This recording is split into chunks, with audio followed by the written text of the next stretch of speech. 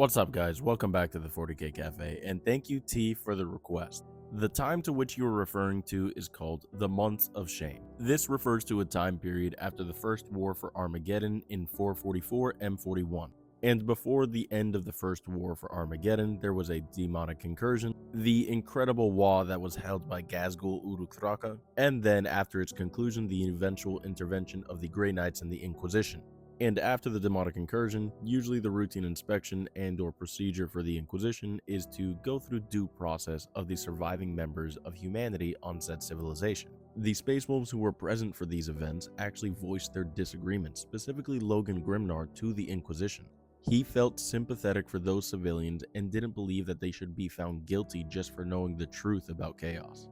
Despite Logan's disapproval, the Inquisition decided on evacuating the planet, sterilizing many of its humans, and isolating the remaining survivors to be transported over to Imperial labor camps. So the remaining survivors would be loaded onto vessels and ships to make ready for warp jump. But secretly, the Inquisition ended up having other plans. One of the transport ships would actually have their warp drives disabled by the Inquisition. It would result in the ship being unable to move, and thus the Grey Knights and the Inquisition would open fire and scuttle the ship, eliminating all 400,000 survivors. In response, Logan would then order all the Space Wolf ships to actively put themselves in the line of fire of the civilian vessels, acting as bodyguards and shields so that the Inquisition would not open fire upon them. Sadly though, the Inquisition would not care, opening fire in an attempt to eliminate any of those remaining survivors, as well as catching any Space Wolves that were sad enough to be caught in the crossfire. And despite all this, Logan Grimnar had originally told the Space Wolves not to return fire under any circumstances. The Inquisition looked at the Space Wolves' defiance as a slight on their name and a dishonor to the Imperium. The Inquisition would put out an order to capture Logan Grimnar, as well as hold those Space Wolves accountable to the highest extent of the law.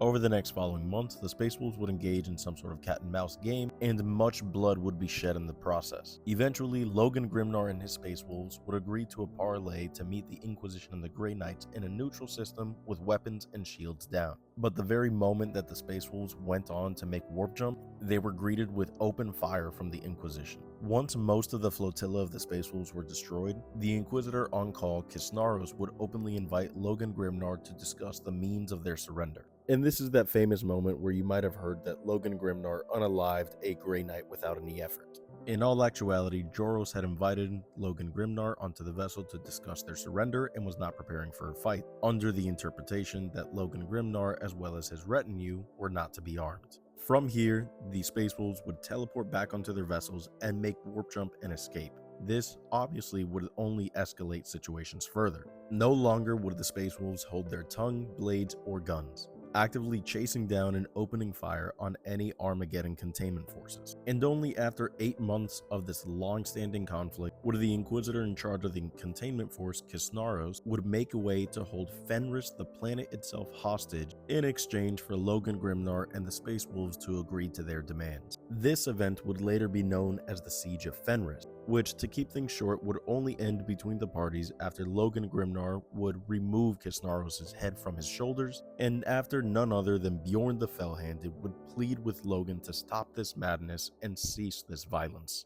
At the end of it all, a ceasefire and truce was made on both sides, with the truce truly only being made as a necessity for both parties, as the casualties surmounted in the thousands on both sides. This event would be catastrophic for the history of the Imperium, resulting in the shame and the mistrust that the Inquisition would bring, resulting in a war over a loyalist first founding chapter, and also proving and solidifying the fact that more often than not, the Space Wolves aren't the most compliant of chapters amongst the Imperium. Not to mention their stubbornness resulted in way more people being unalived than those that would have been saved at Armageddon.